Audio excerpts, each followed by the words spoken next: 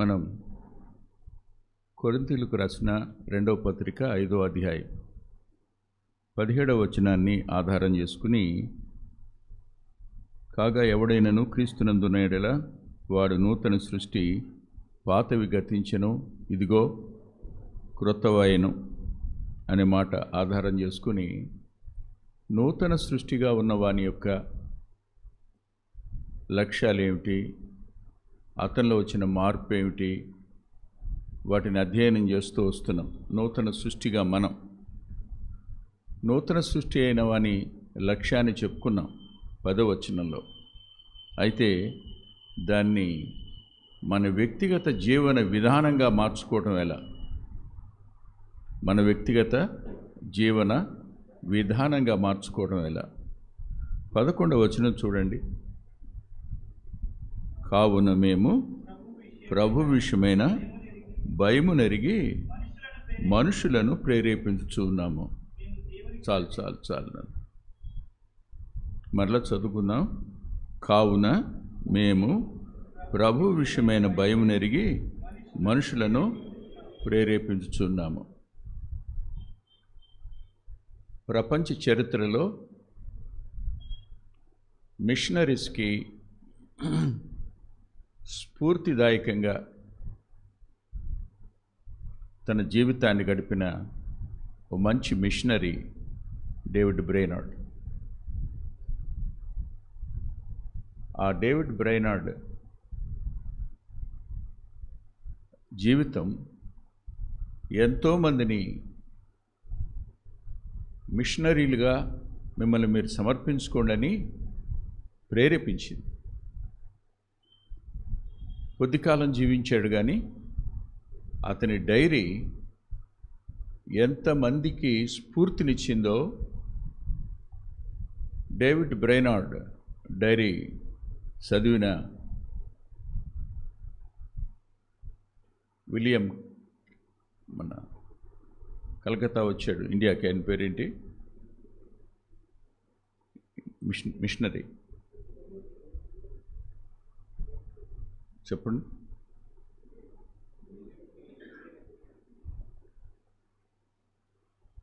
William Carey అనేనా?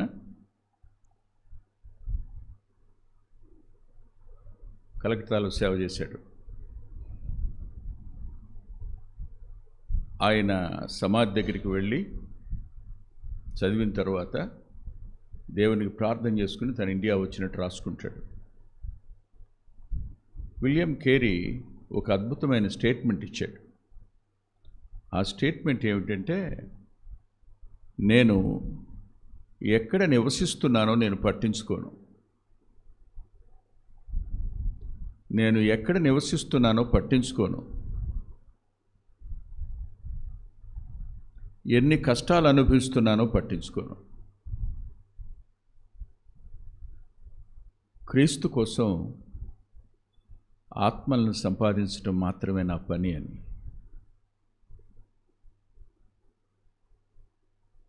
ఒక అద్భుతమైన ప్రకటన ఇది.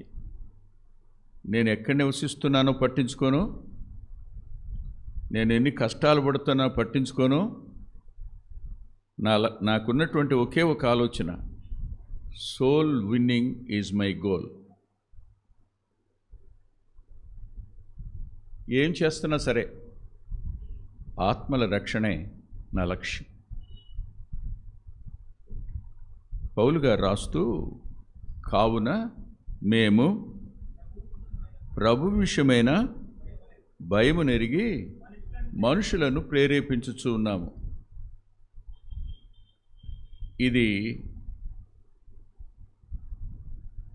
జటిలమైన కష్టతరమైన ఓ పని.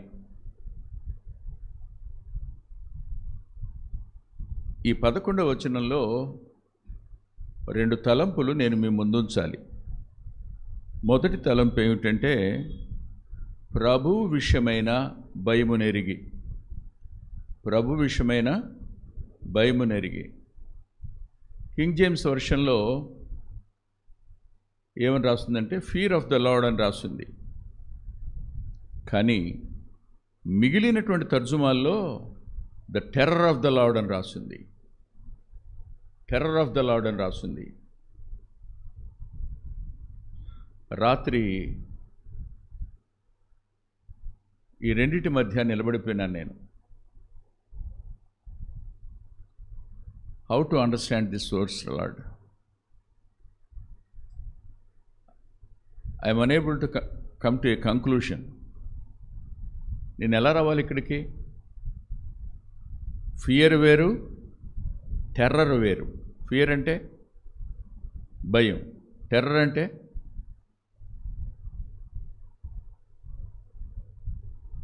అధిక భయం అందామా? భయాక్రాంతుడనై అనే పదం టెర్రర్ అంటే. చాలాసేపటికి సుమారుగా మోర్ దెన్ 1.5 hours 2 hours తర్వాత ఒక కంక్లూషన్కి వచ్చాను, చెప్తాను మీతో. నేను ప్రభు విషయమైన భయం కలిగి ప్రేరేపించాలి. ప్రభు విషయమైన భయం కలిగి నేను ప్రేరేపించాలి అంటే రేపు నేను లెక్క చెప్పాలిగా. ఆ భయం నాకుంది. మీరే ఆలోచించండి. స్త్రీలు ఉంటారు, సరిగ్గా 5 గంటలకు అలారం పెట్టుకున్నారు, పిల్లల్ని 7 గంటలకల్లా పంపించేయాలని అలారం మోగల. 5:30కు మెలకు వచ్చింది, ఎలా లేస్తారు? ఒకవేళ 6 గంటలకు మెలకు వచ్చింది, తుళ్ళిపల్లి టైం చూసుకుని ఏమనుకుంటారు కదా? ఏమొస్తుంది? భయం కదా.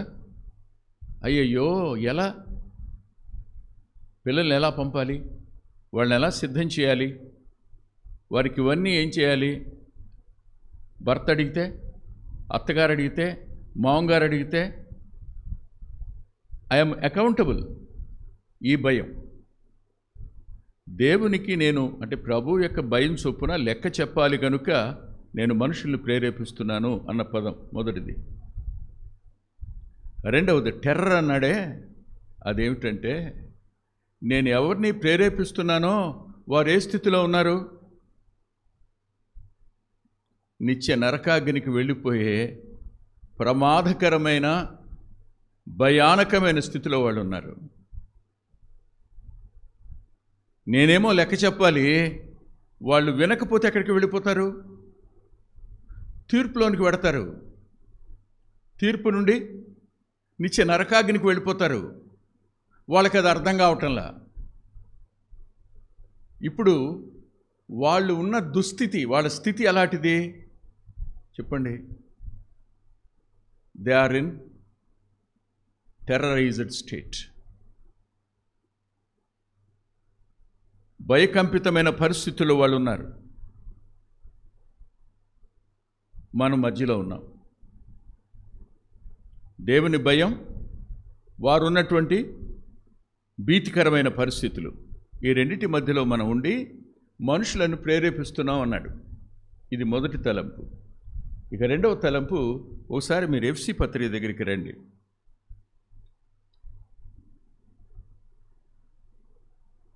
రెండవ అధ్యాయం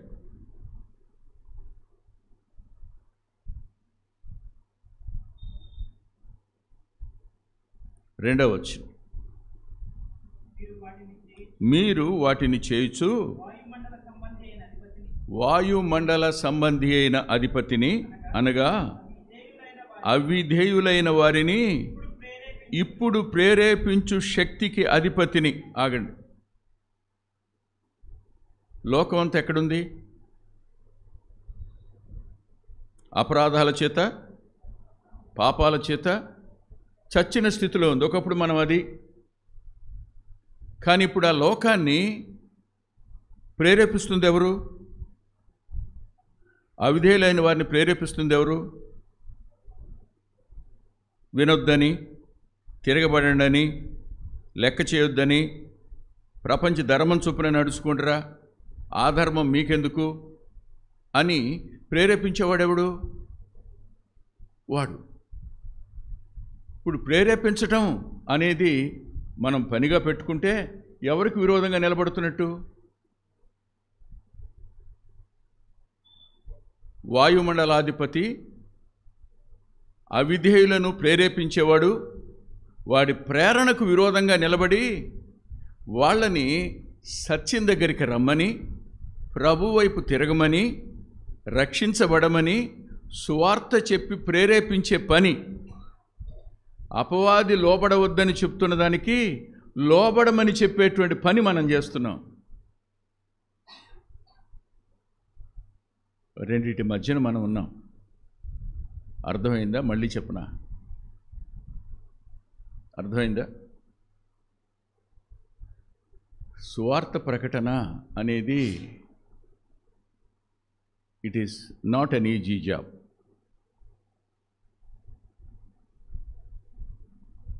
అది జీవిత శైలి కాకపోతే అది చాలా జటిలతరమైంది.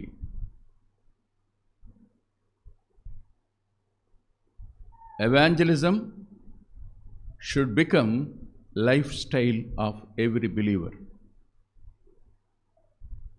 ప్రతి వ్యక్తి యొక్క జీవన శైలిగా, రక్షించబడిన వారి జీవన శైలిగా సౌవార్తీకరణ ఉండాలి. నువ్వు పనిచేసే చోట వారి కోసం ప్రార్థించు. నువ్వు ప్రయాణించే బస్సులో వారి కోసం విజ్ఞాపన చేయి. నువ్వు నివసించే కాలనీలో వారి రక్షణ కోసం ప్రార్థన చేయి. అవకాశం వచ్చినప్పుడు వారికి చెప్పడానికి ప్రయత్నం చేయి. నిన్ను చూసి, నీ జీవితాన్ని చూసి ఎవరైనా వచ్చి ఇలా ఎలా ఉండగలుగుతున్నారు మీరు ఇన్ని కష్టాల మధ్యన, ఇన్ని ఇబ్బందుల మధ్యన అని అడిగితే, షేర్ యువర్ బిలవ్డ్ సేవియర్, నీ ప్రియరక్షకుని వారితో పంచుకో. ఎంత ఆశ్చర్యకరమైన కార్యం జరుగుతుందో. కావున మేము ప్రభు విషయమైన భయమునెరిగి మనుషులను ప్రేరేపించుచున్నాము. ఆలోచించండి. నేను ఈ విషయమై చాలా తక్కువగా మాట్లాడాలని ఆశపడుతున్నాను. ఎక్కువ మాట్లాడితే దాని డెన్సిటీ తగ్గిపోతుందనే భయం వచ్చింది నాకు. చాలా క్లుప్తంగా మాట్లాడి ముగించాలని ఆశ. ఎందుకు మనం ప్రకటించాలి? చూడండి, మత్తయి సువార్త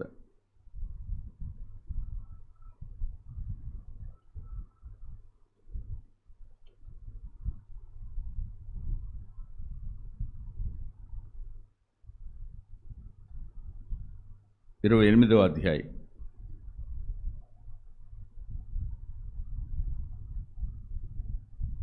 19-20 వచనాలు. కాబట్టి మీరు వెళ్ళి, ఏం చెప్పాడు ఆయన? మీరు వెళ్ళండి, సమస్త జనులను శిష్యులనుగా చేయండి. ఏమిటిది? Last commission of the resurrected Christ. వెళ్ళండి, గో, వెళ్ళు.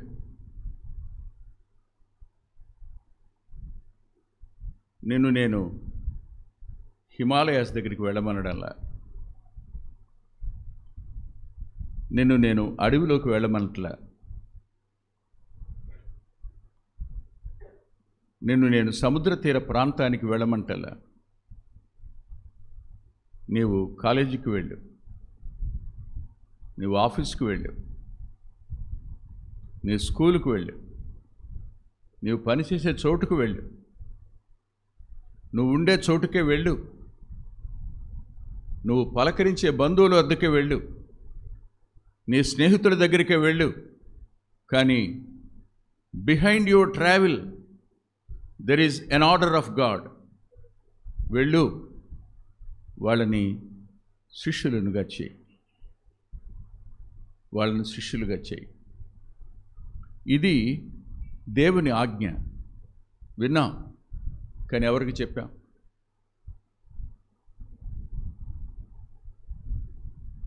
వస్తాం, ఇది మీ కొరకైనా నా శరీరం అంటాను, చేతుతాం, తీసుకుంటాం. ఇది మీ కొరకే చిందించబడిన నా రక్తం వల్ల క్రొత్త నిబంధన అంటాం, చేతుతాం, తీసుకుంటాం. అయిపోయింది.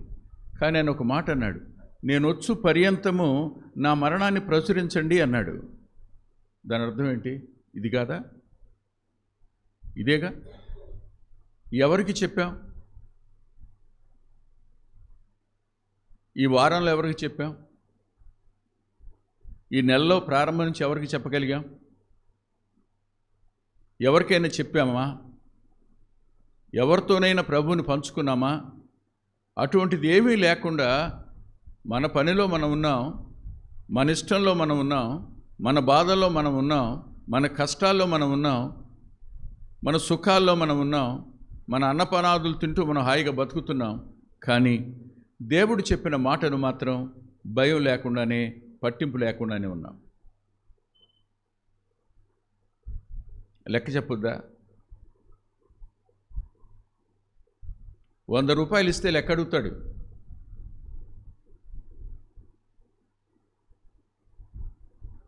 కాలేజీలో 8 అవర్స్ వర్క్ చేయాలి అని అంటే 8 అవర్స్ సంబంధించిన డ్యూటీ ఎంత రాయాలి?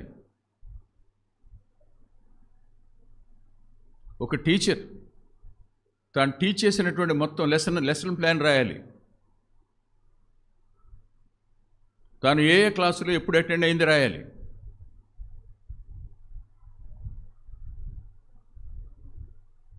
ఎంతెందుకు? ప్రతి గవర్నమెంట్ ఆఫీసులోనూ, ప్రతి ప్రైవేట్ ఆఫీసులోనూ ఇన్ని గంటల్లో నువ్వు చేసిన పని ఏమిటి అని అడిగితే లెక్క చెప్పొద్దు?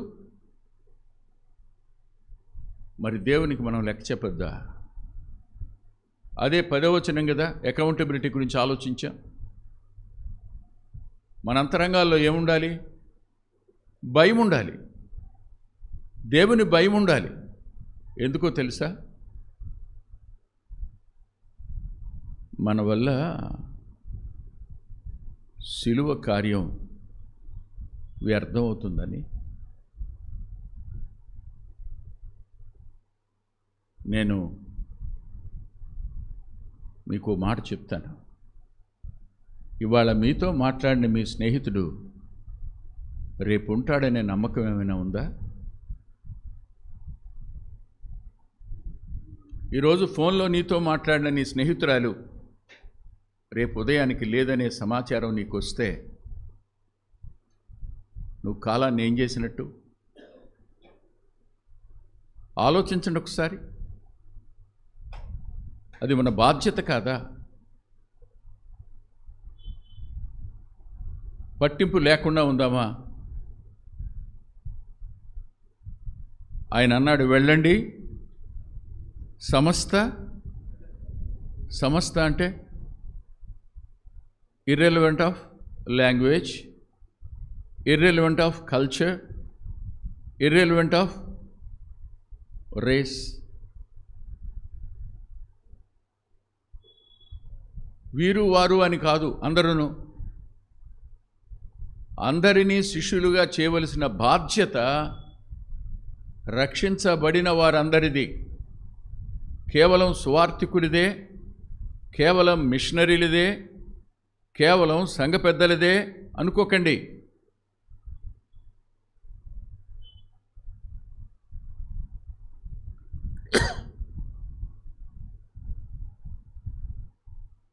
ఒక ఫేమస్ ప్రీచర్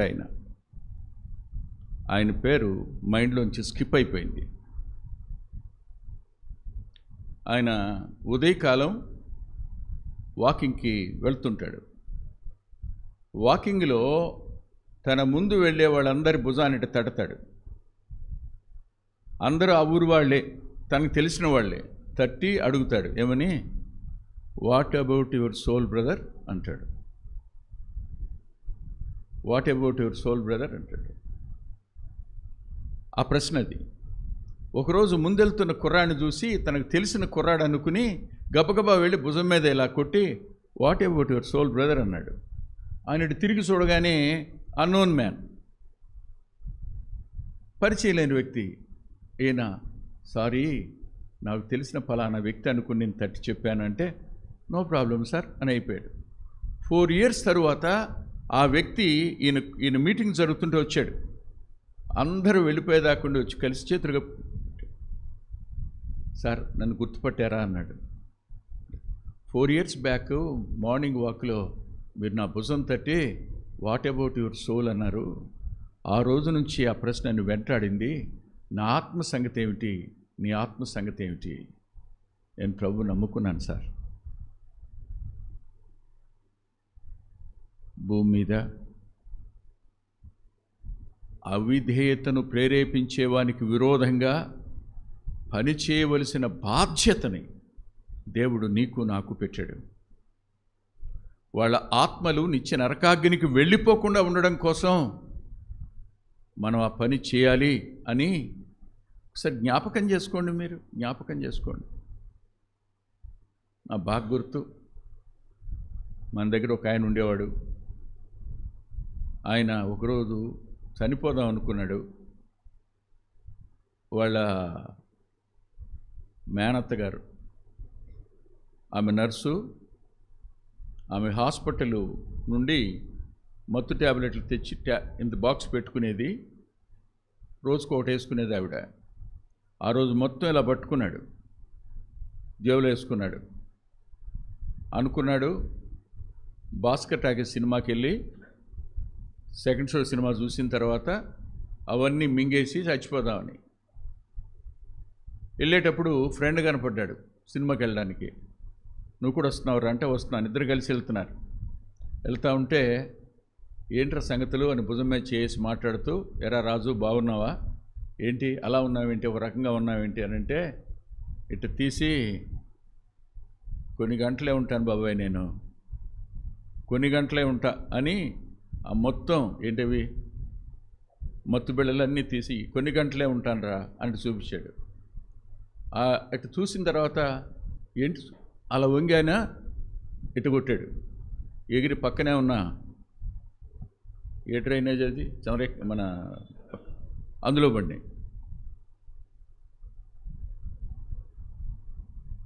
ఆ తర్వాత పెళ్ళయింది, పిల్లలు పుట్టారు, రక్షించబడ్డాడు. అలా కొట్టే ప్రయత్నం ఉందే, ఆత్మహత్య నుంచి కాపాడడం కాదు.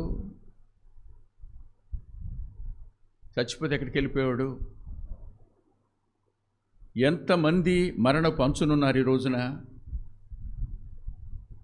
వాళ్ళను రక్షించవలసిన, వాళ్ళకి సువార్త అందచేయవలసిన, వాళ్ళకి ప్రేరేపించవలసిన బాధ్యత మీది నాది కాదా?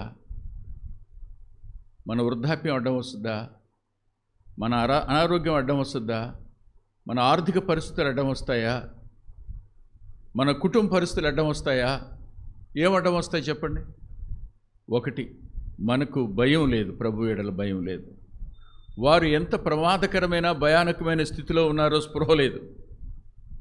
మనం ప్రేరేపించే అధిపతికి విరోధంగా పోరాడేవారం అనే సత్యం తెలియదు మనకి. ఈ మూడంతల విషయంలో we became blind.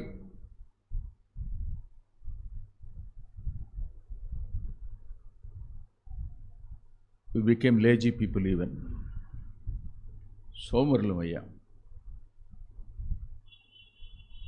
విషయంలో దుఃఖంగా అనిపిస్తూ ఉంది. సువార్త ప్రకటన అన్నది ఏం కావాలి? పౌలు గారు ఏమన్నాడు చూడండి.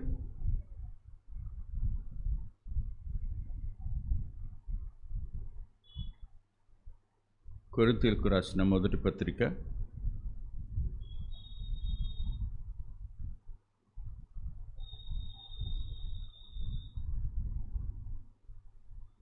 9వ అధ్యాయం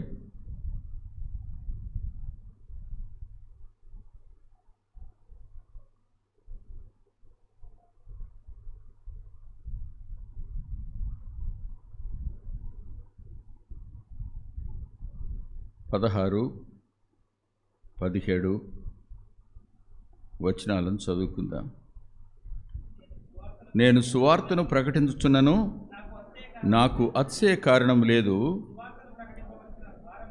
సువార్తను ప్రకటించవలసిన భారము నా మీద మోపబడి ఉన్నది.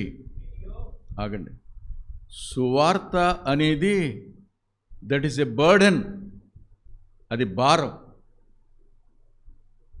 భారం అంటే మోస్తున్న బరువు. మోస్తున్న బరువుని ఎంతకాలం మోస్తావు? అవకాశం వచ్చినప్పుడల్లా ఏం చేస్తావు? దింపేస్తావు కదా.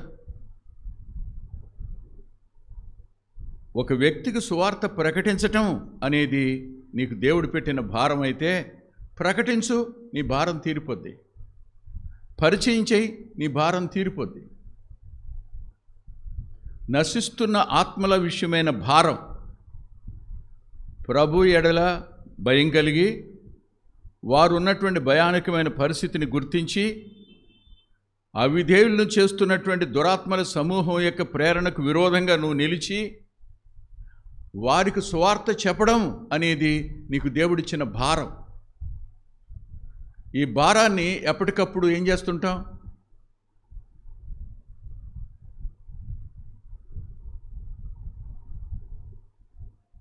మీరే ఆలోచించండి. రోజుకి 10 మందికి 10 ఇళ్లకు భోజనం తీసుకెళ్ళి ఇవ్వండి అని ఒక వ్యక్తి నీకు ఉద్యోగం ఇచ్చాడు. ఆ 10 ఇళ్ళు ఎవరూ లేనివారు, వృద్ధులు ఉంటున్నారు అక్కడ. వారి ఇల్లు వదిలిపెట్టి రాలేరు, వారు వండుకొనూ లేరు. ఆ 10 మందికి భోజనం పట్టుకుని వెళ్ళాలి. నువ్వు నడిచే వెళ్ళాలి. 10 ఒకే చోట లేవు, ఎక్కడెక్కడో ఉన్నాయి. 10 చోట్ల ఉన్నాయి. ఉదయం లేచి సరిగ్గా 1 గంటకల్లా అన్నీ పంచాలి. నువ్వు ఏం చేస్తావు? పరిగెత్తావా? బరువు మోస్తావా? తీసుకెళ్తావా? ఇచ్చిన తర్వాత ఏమనుకుంటావు? ఇంకొకటి ఉంది బ్రదర్, ఆ ఒక్కటి ఇచ్చేస్తే ఏమైపోద్ది చెప్పండి? నా డ్యూటీ అయిపోద్ది, నా బరువు తీరిపోద్ది అంటాం. సువార్త అనేది భారం. నెంబర్ 1. నెంబర్ 2 చూడండి. రోమాపత్రిక 1వ అధ్యాయం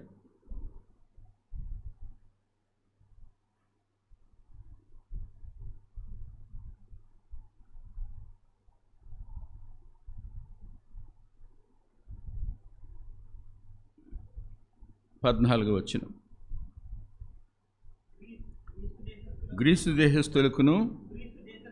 గ్రీసు దేశస్థులు కాని వారికిని జ్ఞానులకును మూఢులకును నేను రుణస్థుడను కాగా నా వలనైనంత మట్టుకు రోమాలోని మీకును సువార్తను ప్రకటించటం చెప్పటం అనేది అప్పు తీర్చుకోవడం, రుణం. లోకానికి మనం రుణస్థులం. సువార్త చెప్తే అప్పు తీరద్దే మనకు. పరలోకం మనకు ఆ సొత్తునిచ్చింది, ఆ ఐశ్వర్యాన్ని పంచింది. ప్రభు మనకు ఆ బాధ్యత ఇచ్చాడు. అక్షయమైన, వాడబారని, నిత్యం నిలిచి ఉండే స్వాస్థ్యాన్ని ఈ లోకంలో వాళ్ళందరికీ పంచిపెట్టని చెప్పి మన చేతికి అప్పగించాడు ఆయన. సువార్త అంటే దరిద్రుణ్ణి ధనవంతుడిగా చేయడం.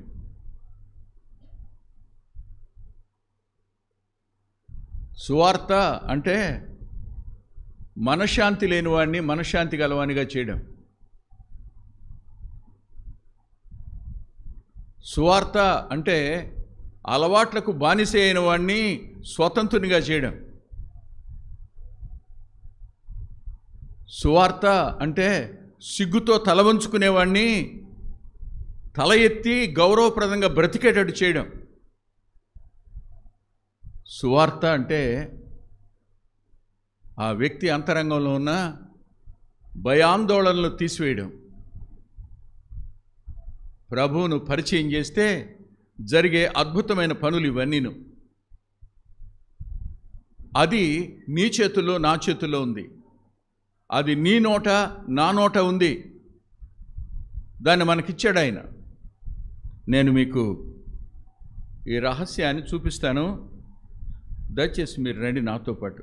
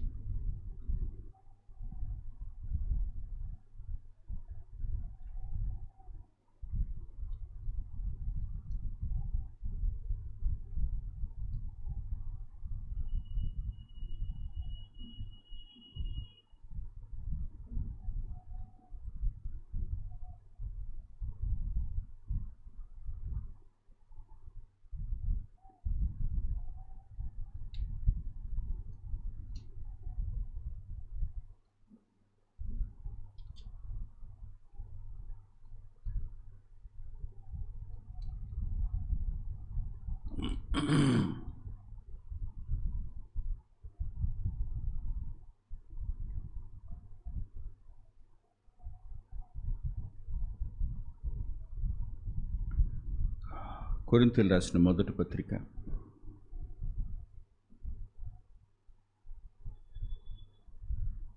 6వ అధ్యాయం మధ్య భాగం చదువుతున్నాను.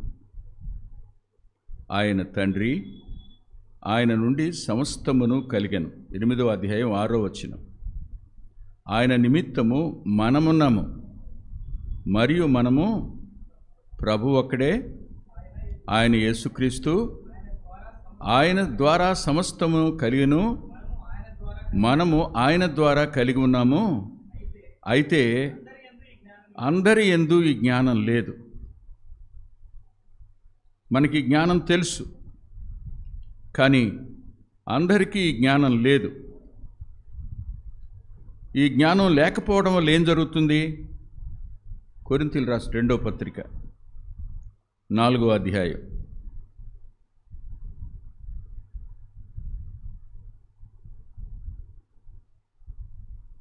4వ వచనం. దేవుని స్వరూపి అయిన క్రీస్తు మహిమను కనపరచు సువార్త ప్రకాశము వారికి ప్రకాశింపకుండా నిమిత్తము ఈ యుగ సంబంధమైన దేవత అవిశ్వాసులైన వారి మనోనేత్రములకు గుడ్డితనము కలుగు చేసెను. ఆగండి. అవిధేయత చూపించమని ప్రేరేపిస్తూ ఉంటూ వాడు పనిచేస్తున్నాడు. మరో ప్రక్క వారికి గుడ్డితనం కలుగు చేసే పని చేస్తున్నాడు.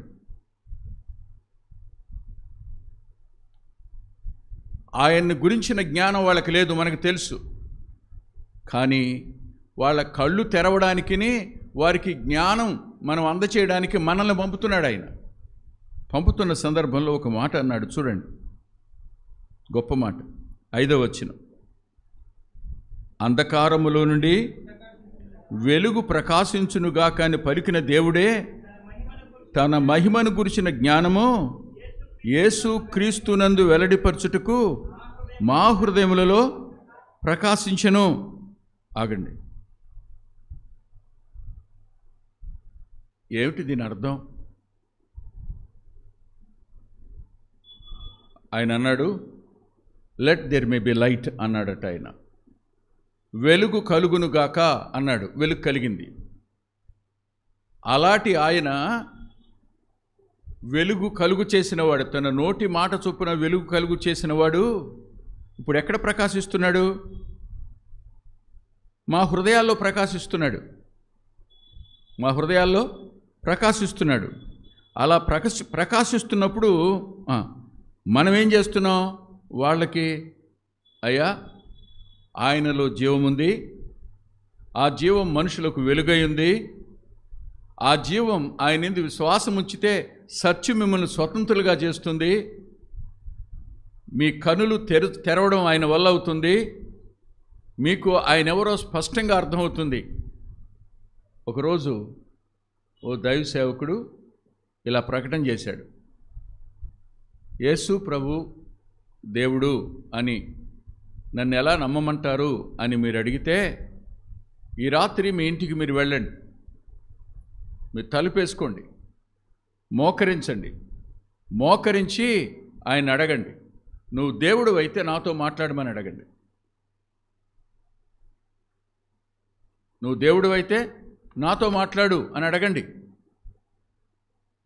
ఆయన మాట్లాడతాడు, ఆయన మిమ్మల్ని దర్శిస్తాడు, ఆయన ఉన్నవాడు అని చెప్పాడు. వాస్తవం కాదా? వారి అంతరంగాల్లోకి ఏం ప్రవేశించింది? జిజ్ఞాస, తెలుసుకోవాలనే ఆశ. ఎక్కడి నుంచి వచ్చింది? వెలుగు వాళ్ళ మీద ప్రకాశించింది. వెలుగు కలుగునుగాక అని ఆయన అన్నవాడు నూతన సృష్టి చేయడానికి ఆ వెలుగు కలుగడం అనే పదం నీ నోట ఉంచాడు. నూతన సృష్టి చేయడానికి నువ్వు ఆయన సాధన. అది నీ భారాన్ని తీర్చుకోవడం, నీ రుణాన్ని తీర్చుకోవడం.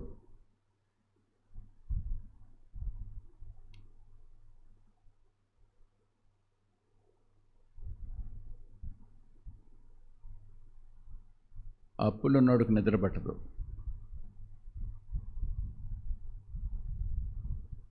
మరి మనం ఎంతమందికి అప్పున్నాం? హాయిగా నిద్ర ఎలా పోతున్నాం? చెప్పండి. భలే నిద్రపోయాను బ్రదర్, గుర్రు పెట్టి మరి కుర్చీలో కూర్చుని వాక్యం వింటా కూడా. ఎందుకని చెప్పండి. ఆ భారం లేదు కదా, అది మన పని కాదనుకుంటున్నాం కదా. కేవలం విజిటర్స్గా వచ్చి వెళ్ళిపోవడం మా పని అంతే. హాయిగా వాక్యం వినడం, చాలా బాగుందనుకోవటం, వెళ్ళిపోవడం.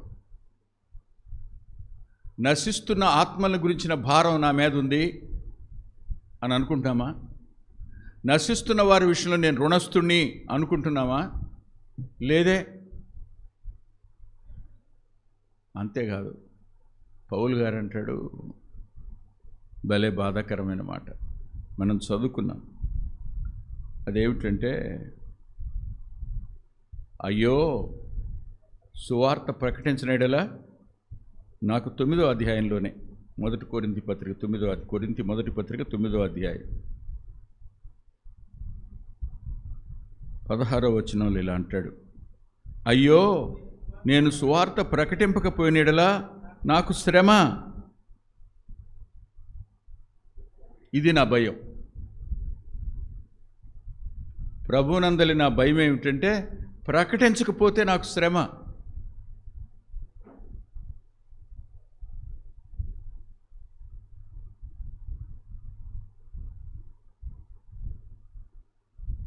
దినాలు, సంవత్సరాలు గడిచిపోతున్నాయి. నిత్యత్వానికి పెడతాం. ఒక్క ఆత్మను కూడా మనతో పాటు నిత్యత్వానికి తీసుకుని వెళ్ళలేని దుస్థితిలో మనం ఉంటే, ఒక్క ఆత్మ కూడా రక్షించబడకుండా మిగిలిపోవటం మన కళ్ళ ముందే. ప్రభువును మనం ఎవరికి పరిచయం చేయలేకపోవడం నిజంగా బాధాకరం కదండి. అవునా? బాధ కాదా? అదేం ఆశ్చర్యం నాకు అర్థం కాదు. ఒక కొత్త పాలసీ వచ్చింది అనగానే అసలు ఆ పాలసీ గురించి ఏం చెప్తూ ఉంటారో. బ్రదర్, తెలుసా ఈ పాలసీ మీకు? Money back policy. ఇది తెలుసా మీకు? Recurring policy.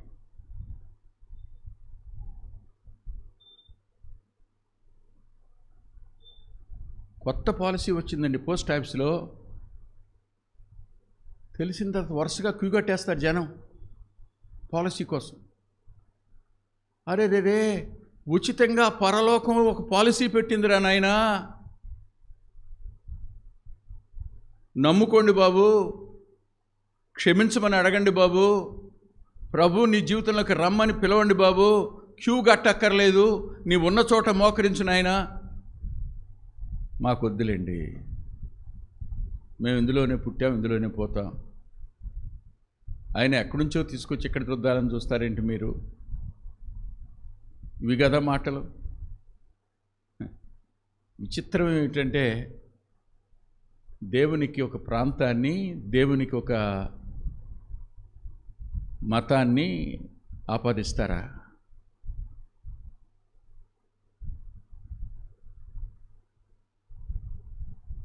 దేవుడు సృష్టించిన గాలికి ఏ ప్రాంతాన్ని అంటగడతారు? వర్షింపజేసే నీటికి ఏ ప్రాంతాన్ని అంటగడతారు?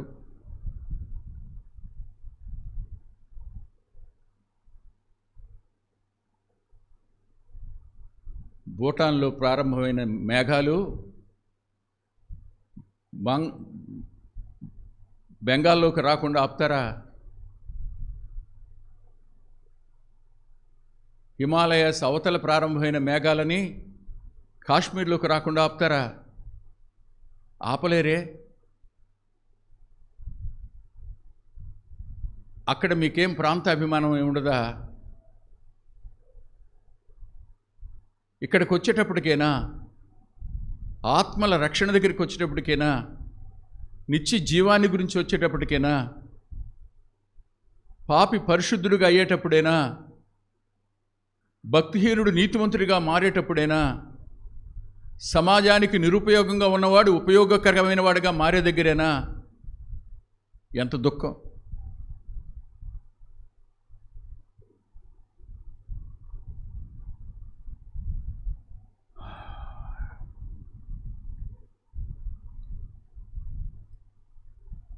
ఒక్కోసారి సువార్త ప్రకటించేవారు వాళ్ళ పెడుతున్న పోస్టింగ్లు చూసినప్పుడు వాళ్ళకి భయం వచ్చేసిందని అర్థమవుతుంది. వాళ్ళు భయపడుతున్నారని, విలవిల్లాడిపోతున్నారని అర్థమవుతుంది.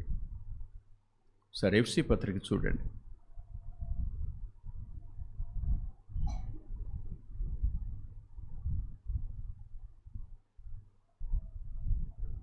ఆరో అధ్యాయం 18వ వచనం. ఆత్మ వలన ప్రతి సమయమందును ప్రతి విధమైన ప్రార్థన విజ్ఞాపన చేయుచు ఆ విషయమై సమస్త పరిశుద్ధుల నిమిత్తమును పూర్ణమైన పట్టుదలతో విజ్ఞాపన చేయుచు మెలకువగా ఉండండి. మరియు నేను దేని నిమిత్తము రాయబారినే సంఖ్యలలో ఉన్నానో ఆ సువార్త మర్మమును ధైర్యముగా తెలియచేయుటకు నేను మాటలాడ నోరు తెరచినప్పుడు దానిని గూర్చి నేను మాటలాడినట్లుగా ధైర్యముతో మాట్లాడుటకై వాక్శక్తి నాకు అనుగ్రహించినట్లు నా నిమిత్తమును పూర్ణమైన పట్టుదలతో విజ్ఞాపన చేయుచు మెలకువగా ఉండండి అన్నాడు.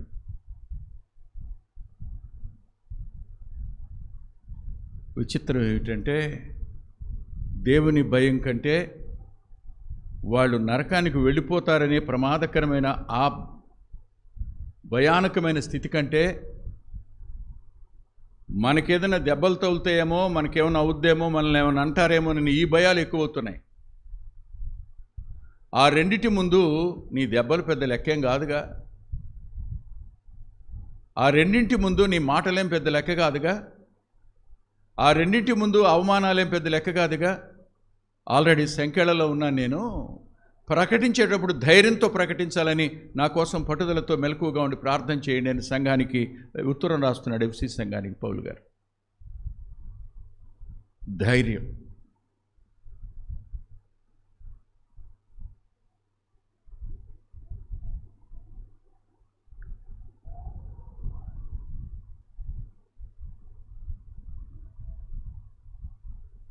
ఎందుకో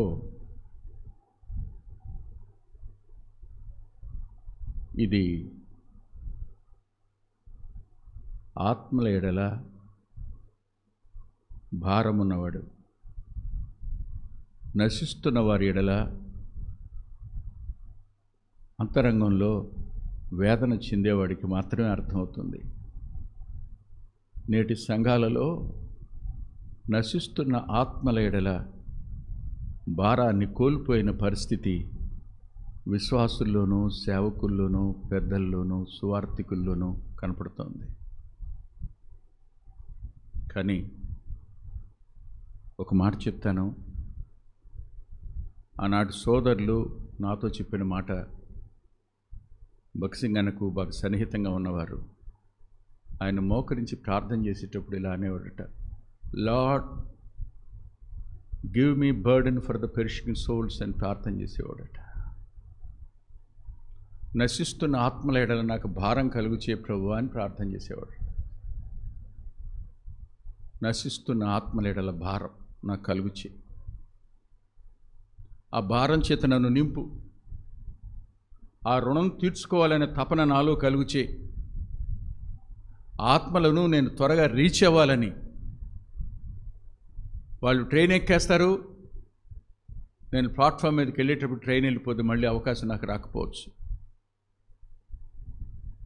ట్రైన్ వెళ్ళకముందే ప్లాట్ఫామ్ మీద వాళ్ళతో మాట్లాడే అవకాశం నాకు కలుగుచే. వారు ఆఖరి నిమిషాల్లో ఉన్నారు,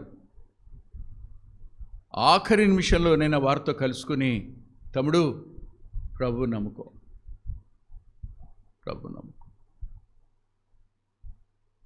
డిఎల్ మూడీ చర్చిలో సేవకుడిగా పనిచేసిన వ్యక్తి టైటాన్ షిప్లో ప్రయాణం చేశాడు. షిప్ పగిలిపోయి ఆ కండిషన్ వచ్చినప్పుడు ఈదుతూ చచ్చిపోయే ప్రతి వ్యక్తి దగ్గరికి వెళ్ళి, తమ్ముడు ఇప్పుడైనా ప్రభువా నన్ను క్షమించు, నీ రక్తంతో కడుగని అడుగు. అలా చెప్తూ చెప్తూ మునిగి చనిపోయినాడని ఆయన గురించి రాసింది లేఖనం. ఎంతమందికి చెప్పాడో. అతను లైఫ్ బోట్లో తనకు ప్లేస్ ఉంటే ఒక కుర్రాడికి అవకాశం ఇచ్చి తాను నీళ్ళలోకి దూకేసి, ఆ కుర్రాడు ఒడ్డుకొచ్చి చెప్పిన మాట,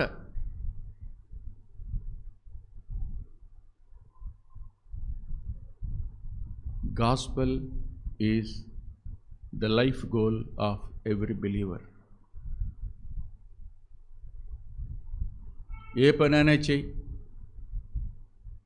మన ముందు మాట్లాడుతున్న వాళ్ళు రేపు ఎక్కడికి వెడతారు, వాళ్ళు ఎక్కడో పోతున్నారు, వారి నిత్యగతి మనం ఎలా చూడాలి, వాళ్ళు ఏడుస్తూ ఉంటే మనం ఎలా పట్టించుకోవాలి, వాళ్ళు యుగయుగాలు అగ్నిలోనే ఉండడం మనం చూస్తే ఎలా తట్టుకుంటాం, అన్నం లేదు వాళ్ళకి గిలగిల్లాడిపోతున్నారు అంటే ఖచ్చితంగా మన వంతు అన్నం పెట్టడానికి ప్రయత్నం చేస్తామే, జీవాహారం పంపించొద్దా, ఇవ్వొద్దా, ఆయన పరిచయం చేయొద్దా? ఇది మన బాధ్యత కాదని మీరు అనుకుంటున్నారా? ఒకసారి ఆలోచన చేయండి. మీరు నా ముందు రాసుకున్న నోట్సు చాలా పెద్దగా ఉంది, కానీ చెప్పటంలా, ముగిస్తున్నాను. ఆఖరి మాటలు చెప్పి ముగిస్తాను. ఇది ఓ జరిగిన ఇన్సిడెంట్. ఇది సెంట్ లూయిస్లో ఒక ప్రఖ్యాతి వహించిన లాయర్ ఉన్నాడు, ఫేమస్ లాయర్. అతని దగ్గరికి ఒక క్రిస్టియన్ బిజినెస్ మ్యాన్, క్రైస్తవుడైన వ్యాపారస్తుడు అతనితో మాట్లాడడానికి వచ్చి వెళ్తున్నాడు. ఒకరోజు ఆఫీసులో ఆ ఫేమస్ లాయరు ఈయన మాత్రమే ఉన్నారు. చాలా చీకటి పడే టైం అయింది. అప్పుడు ఆ వ్యక్తి ఒక మాట అడిగాడు. ఏమనంటే, ఎప్పటి నుంచో నేను మిమ్మల్ని ఒక ప్రశ్న అడగాలనుకుంటున్నాను, కానీ మీతో ఎప్పుడు జనం ఉంటారు, అందుకని అడగలేకపోయినాను అని. నన్ను అడగటానికి మీకేమిటి భయం, అడగండి అన్నాడు. ఏమి లేదు, మీరెందుకు క్రైస్తవులు కాలేదు అని అడిగాడు. మీరెందుకు క్రైస్తవులు కాలేదు అని అంటే మళ్ళీ అడిగాడు, నా సంగతి మీకు తెలుసు కదా, నా సంగతి మీకు తెలుసు కదా అని ప్రకటన గ్రంథంలో ఒక లిస్ట్ ఉందిగా, ఎవరెవరు త్రాగుబోతులు రాసింది ఆ లిస్టు. ఆ లిస్టులో వాడిని కదా నేను పరలోకానికి అర్హుడిని కాదు కదా అన్నాడు. అప్పుడు మళ్ళీ ఆ బిజినెస్ మ్యాన్ అన్నాడు, నేను అడుగుతుంది అది కాదు, మీరెందుకు క్రైస్తవుడు కాకూడదు? మీరెందుకు క్రైస్తవుడు కాకూడదు అన్నాడు. ఇంతవరకు క్రైస్తవుడిని అవ్వడం ఎలాగో నాకెవరూ చెప్పలేదు అన్నాడు. నేను మోకరిస్తాను, నాతో పాటు మోకరిస్తారా? మోకరించాడు. కన్నీటితో ప్రార్థన చేయటం ప్రారంభించాడు ఈ క్రిస్టియన్ బిజినెస్ మ్యాన్. ఆయన సిలువను గురించి, ఆయన చిందించిన రక్తాన్ని గురించి, మానవుని స్థానంలో ఆయన మరణించిన విధానం గురించి, మనం పొందవలసినటువంటి శిక్ష యావత్తు పొందిన ఆయన గురించి, ఒకానొక దినాన తన జీవితంలోనికి ఆహ్వానించినప్పుడు తనకు అనుగ్రహించబడిన నెమ్మదిని గురించి ప్రార్థన, విజ్ఞాపన, కృతజ్ఞత, ఆరాధన చేయడం ప్రారంభించాడు మోకరించి. తనతో పాటు మోకరించిన ఆ వ్యక్తి కన్నీరుతో అదే సమయాన ఇతను ఆమెన్ అనగానే ఒక మాట అన్నాడు, ప్రభువా, నేనున్న ఈ లాయర్ వృత్తిలో నాకున్న ఈ అలవాట్ల నుంచి నేను బయటికి రాలేకపోతున్నాను. నీవు నన్ను బయటికి తే, నన్ను నేను నీ చేతులకు అప్పగించుకుంటున్నాను, నువ్వు నా జీవితంలోనికి రా, నా పాపాలన్నీ క్షమించు, నన్ను నీ బిడ్డగా అంగీకరించు అని ప్రార్థన చేశాడు. ఆశ్చర్యకరంగా విడిపించబడ్డాడు. ఇవాళ ప్రపంచంలో అతని పేరు తెలియని వారు ఎవరుండరు. అతను ఒక బైబిల్ రాశాడు, స్కోఫీల్డ్ బైబిల్ అని. అతని పేరు స్కోఫీల్డ్, ఆ లాయర్.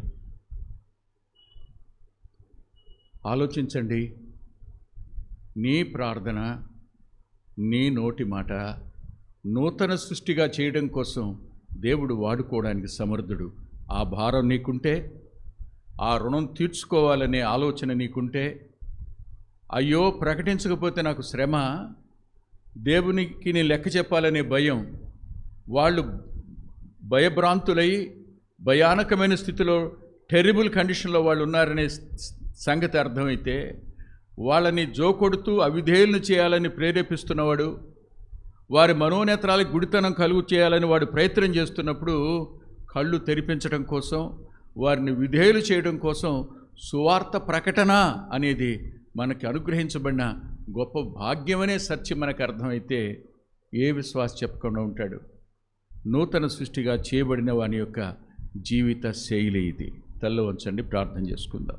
ప్రేమగల మా ప్రియ తండ్రి, పరిశుద్ధుడు అయిన మా గొప్ప దేవ, కృపగలిగిన మీ హస్తాలకు, జాలి కలిగిన మీ హస్తాలకే మరోసారి మమ్మల్ని అప్పగించుకుంటూ విన్న వాక్యం ప్రకారం మా వంతు మేము నమ్మకంగా ఆత్మల రక్షణ కోసం ప్రార్థించేవారుగాను, సాక్షులుగా జీవించేవారుగాను, కేవలం ప్రకటించడం మాత్రమే కాదు, మాదిరికరమైన బ్రతుకు కలిగి ఉండే కృపనిమ్మని యేసుక్రీస్తు ప్రభువారి పేరిట ప్రార్థిస్తున్నాం తండ్రి. ఆమేన్.